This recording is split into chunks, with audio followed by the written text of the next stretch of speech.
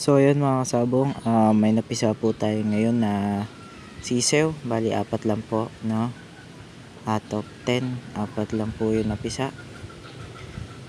At yan, no? Bali yung sisew po na yan ay nag-edad ng 4 to 5 days. And yan po, linipat na po natin sila sa ating brooding area, no? Or yung brooder natin. So yan, naglagay na po tayo ng rice hull. So yan, bali mamaya ay dadagdagan pa po namin yan. At naglagay din po tayo ng ilaw. Yan, dagdag init sa ating mga sisew. Yan.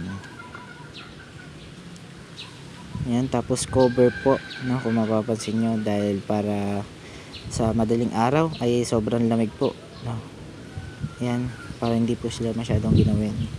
At ang ating gamit po na patuka sa kanila ay ganun pa rin po, baby stag booster, no.